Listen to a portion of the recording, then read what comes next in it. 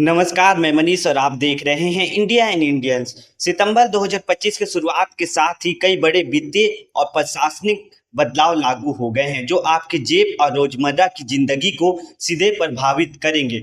ITR filing की deadline से लेकर एलपीजी सिलेंडर की कीमतों तक, आधार अपडेट से एसबीआई कार्ड नियमों तक। आइए जानते हैं सितंबर के 8 बड़े बदलाव। ITR filing deadline. आयकर विभाग ने वित्त वर्ष 2024-25 के लिए आईटीआर फाइलिंग की तारीख 30 जुलाई से बढ़ाकर 15 सितंबर 2025 कर दी है। गैर ऑडिटेड टैक्स पेयर के लिए आखिरी मौका है, इसके बाद लेट फीस और नोटिस का सामना करना पड़ सकता है। यूपीएस विकल्प एनपीएस। केंद्रीय सरकार कर्मचारियों के लिए यूनिफाइड पेंशन स्कीम यूपीएस चुनने की डेडलाइन 30 सितंबर 2025 तक बढ़ गई है। पहले ये 30 जून तक थी। अगर आप एनपीएस से यूपीएस में स्विच करना चाहते हैं तो इस महीने फैसला ले, वरना डिफॉल्ट यूपीएस लागू होगा। India post service.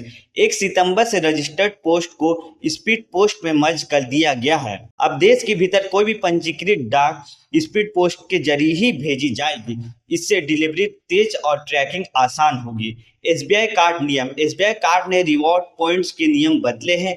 1 सितंबर से life style, home centre, select और प्राइम कार्ड्स पर डिजिटल गेमिंग, सरकारी वेबसाइट और कुछ मर्चेंट्स पर खर्च करने पर रिवॉर्ड पॉइंट्स नहीं मिलेंगे। ऑटो डेबिटेड फेल होने पर 2% पेनल्टी भी लगेगा। स्पेशल एफडी योजनाएं। इंडियन बैंक के 444 और 555 दिन की स्पेशल एफडी और आईडीबीआई बैंक की 444, 555 और 700 दिन की एफडी स्कीम्स की आखिरी तारीख 30 सितंबर 2025 से। ये स्कीम ऊंची ब्याज दरें देती है, तो जल्दी निवेश करें। सीएनजी, पीएनजी और जेट फ्यूल। 1 सितंबर से तेल कंपनियों ने सीएनजी, पीएनजी और जेट फ्यूल की कीमतें संशोधित की है। अगर दाम बढ़े तो ट्रांसपोर्ट और घरेलू बजट पर असर पड़ेगा। पिछले महीने जेट फ्यूल में 3% बढ़ोतरी हुई थी, लेकिन इस बार कटौती की गई है। LPG cylinder price. 1 सितंबर को 19 किलो कमर्शियल एलपीजी सिलेंडर की दाम ₹51.5 घट गई है। दिल्ली में अब यह ₹580 में मिलेगा। हालांकि 14 किलो घरेलू सिलेंडर की कीमत ₹853 पर स्थिर है। आधार कार्ड अपडेट। यूआईडीआई ने मुफ्त आधार अपडेट की सुविधा 14 सितंबर 2025 तक बढ़ाई है।